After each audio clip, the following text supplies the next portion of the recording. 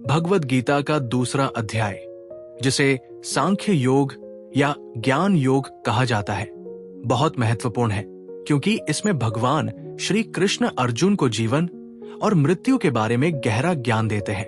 इस अध्याय में भगवान श्री कृष्ण ने अर्जुन के मानसिक संघर्ष को समझते हुए उन्हें सच्चे कर्म, ज्ञान और योग का मार्ग दिखाया।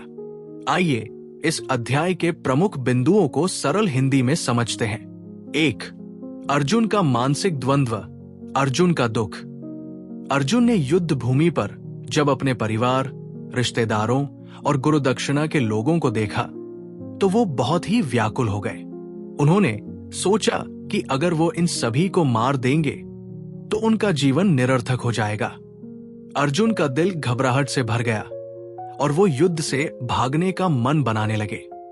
उनका मन बहुत ही उलझन में था। वे भगवान श्री कृष्ण से ये कहते हैं कि वे युद्ध नहीं करना चाहते क्योंकि ये पाप होगा और उनका आत्मा शुद्ध नहीं रहेगा। 2. भगवान श्री कृष्ण का पहला उपदेश, आत्मा का सत्य। भगवान श्री कृष्ण ने अर्जुन से कहा कि आत्मा न तो पैदा होती है और नहीं मरती है। आत्मा शाश्वत और अमर होती है। ये सिर्फ शरीर में निवास करती है और जब शरीर का अंत होता है तो आत्मा नया शरीर धारण कर लेती है। इसलिए तुम्हें युद्ध करने से डरने की आवश्यकता नहीं है क्योंकि तुम जिस आत्मा को देख रहे हो वो नष्ट नहीं हो सकती।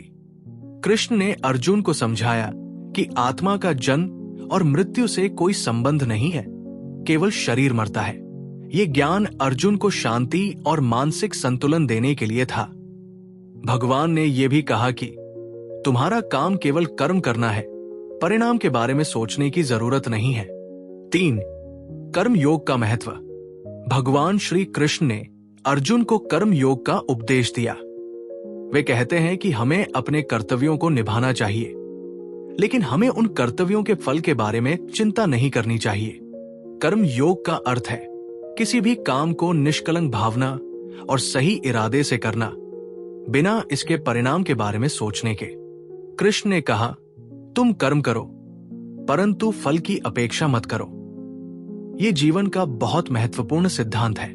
अगर हम जीवन में अपने कार्यों को बिना किसी स्वार्थ के करें तो हमें मानसिक शांति और संतोष प्राप्त होता है और यही असली योग है।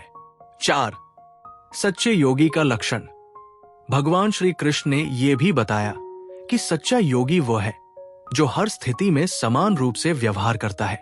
सुख और दुख, लाभ और हानि, जीवन और मृत्यु, इन सभी परिस्थितियों में संतुलन बनाए रखना ही योग है। वे कहते हैं कि एक योगी का मन कभी भी विचलित नहीं होता, चाहे परिस्थितियां कैसी भी हों। सच्चा योगी अपने मन और इंद्रियों को नियंत्रित करता है। वो किसी भी बाहरी चीज से प्रभावित नहीं होता और केवल आत्मा के ज्ञान में स्थित रहता है। इस प्रकार सच्चा योगी हर अवस्था में समान भाव रखता है। 5. अर्जुन की स्थिति में बदलाव। भगवान श्री कृष्ण के उपदेशों के बाद अर्जुन का मन थोड़ा शांत हुआ।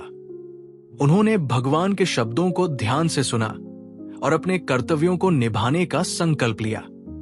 भगवान श्री कृष्ण ने अर्जुन से कहा कि उन्हें अपने धर्म का पालन करना चाहिए क्योंकि धर्म का पालन ही उनके जीवन का उद्देश्य है। कृष्ण ने यह भी बताया कि जब हम आत्मा के ज्ञान से परिचित होते हैं तो हमें किसी भी कठिनाई से डर नहीं लगता। जीवन में कोई भी समस्या हो, अगर हम अपने कर्म में निष्ठा रखते हैं और भगवान पर विश्वास करते हैं तो हम हर संकट को पार कर सकते हैं। 6. ज्ञान का दीपक। भगवान श्री कृष्ण ने अर्जुन को यह भी बताया कि जो व्यक्ति ज्ञान की ज्योति से अपनी आंखों को खोलता है वो जीवन की सच्चाई को समझ सकता है। आत्मा का वास्तविक रूप और जीवन के उद्देश्य को जानने के बाद मनुष्य किसी भी संकट का सामना निडर होकर कर सकता है। 7. कर्म के बिना ज्ञान का कोई मूल्य नहीं। भगवान श्री कृष्ण ने यह भी बताया कि केवल ज्ञान का होना ही पर्याप्त नहीं है। ज्ञान को सही कर्मों के साथ जोड़ना जरूरी है। केवल ज्ञान को जानने से आत्मा की मुक्ति नहीं होती, उसे कर्मों में उतारना पड़ता है। कर्म और ज्ञान दोनों का सामंजस्य होना चाहिए, तभी हम सही मार्ग पर चल सकते हैं। निष्कर्ष, इस अध्याय में भगवान श्री कृष्ण ने अर्जुन को जो उपदेश दिया वो हम सभी के लिए बहुत महत्वपूर्ण है। जीवन के हर संघर्ष, हर मुश्किल और हर निर्णय के पीछे भगवान की उपस्थिति और मार्गदर्शन है।